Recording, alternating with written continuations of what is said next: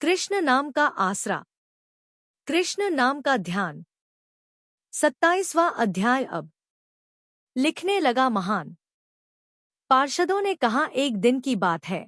विष्णुदास ने नित्य कर्म करने के पश्चात भोजन तैयार किया, किंतु कोई छिपकर उसे चुरा ले गया।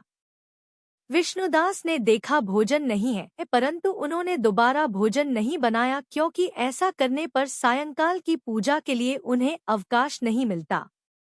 अतः प्रतिदिन के नियम का भंग हो जाने का भय था।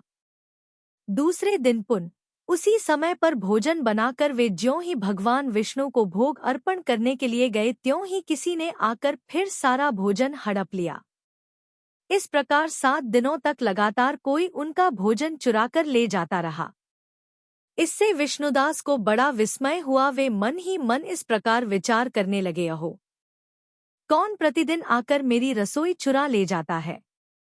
यदि दोबारा रसोई बनाकर भोजन करता हूँ तो सायंकाल की पूजा छूट जाती है। यदि रसोई बनाकर तुरंत ही भोजन कर लेना उचित हो तो मुझसे यह न होगा, क्योंकि भगवान विष्णु को सब कुछ अर्पण किए बिना कोई भी वैष्णव भोजन नहीं करता। आज उपवास करते मुझे 7 दिन हो गए। इस प्रकार मैं व्रत में कब तक स्थिर रह सकता हूँ? अच्छा, आज मैं रसोई की भलीभांति रक्षा करूंगा। ऐसा निश्चय करके भोजन बनाने के पश्चात वे वहीं कहीं छिपकर खड़े हो गए।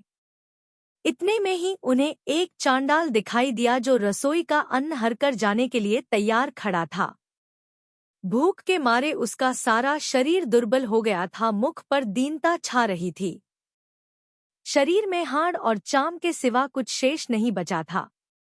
उसे देखकर श्रेष्ठ ब्राह्मण विष्णुदास का हृदय करुणा से भर आया। उन्होंने भोजन चुराने वाले चांडाल की ओर देखकर कहा, भैया जरा ठहरो, ठहरो, क्यों रूखा सूखा खाते हो? यह घी तो ले लो। इस प्रकार कहते हुए विप्रवर विष्णुदास को आते देख वह चांडाल भय के मारे बड़े वेग से भागा और कुछ ही दूरी पर मूर्छित होकर गिर पड़ा।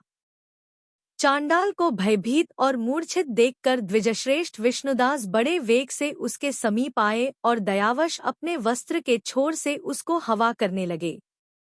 तदंतर जब वह उठकर खड़ा हुआ तब विष्णुदास ने देखा वहां चांडाल नहीं है, बल्कि साक्षात नारायण ही शंख, चक्र और गदा धारण किए सामने उपस्थित हैं। अपने प्रभु को प्रत्यक्ष देखकर विष्णुदास सात्विक भावों के वशीभूत हो गए।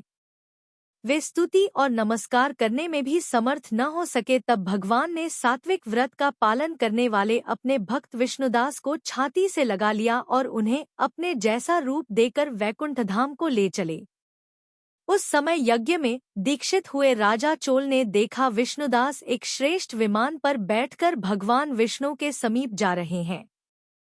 विष्णुदास को वैकुंठ धाम में जाते देख राजा ने शीघ्र ही अपने गुरु महर्षि मुद्गल को बुलाया और इस प्रकार कहना आरंभ किया, जिसके साथ स्पर्धा करके मैंने इस यज्ञ, दान आदि कर्म का अनुष्ठान किया है, वह ब्राह्मण आज भगवान विष्णु का रूप धारण करके मुझसे पहले ही वैकुंठ धाम को जा रहा है। मैंने इस वैष्णव धाम में भलीभांति दीक्षित होकर अग्नि में हवन किया और दान आदि के द्वारा ब्राह्मणों का मनोरथ पूर्ण किया, तथापि अभी तक भगवान विष्णु मुझ पर प्रसन्न नहीं हुए और इस विष्णुदास को केवल भक्ति के ही कारण श्रीहरि ने प्रत्यक्ष दर्शन दिया है। अतः जान पड़ता है कि भगवान विष्णु केवल दान और यज्ञों से प्रसन्न नहीं होते। उन प्रभु का दर्शन कराने में भक्ति ही प्रधान कारण है। दोनों पार्षदों ने कहा। इस प्रकार कहकर राजा ने अपने भांजे को राज सिंहासन पर अभिषिक्त कर दिया।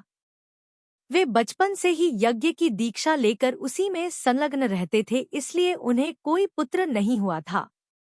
यही कारण है कि उस देश में अब तक भांजे ही राज्य के उत्तराधिकारी होते हैं।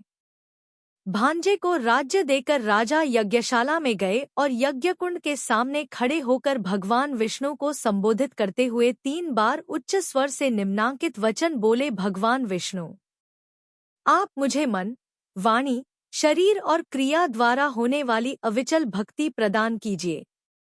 इस प्रकार कहकर वे सबके देखते देखते अग्निकुंड में कूद पड़े। बस उसी क्षण भक्तवत्सल भगवान विष्णु अग्निकुंड में प्रकट हो गए। उन्होंने राजा को छाती से लगाकर एक श्रेष्ठ विमान में बैठाया और उन्हें अपने साथ लेकर वैकुंठधाम को प्रस्थान किया। नारद जी बोले, हे राजन, जो विष्णुदास थे वे तो पुण्यशील नाम से प्रसिद्ध भगवान के पार्षद हुए और जो राजा चोल थे उनका नाम सुशील हुआ।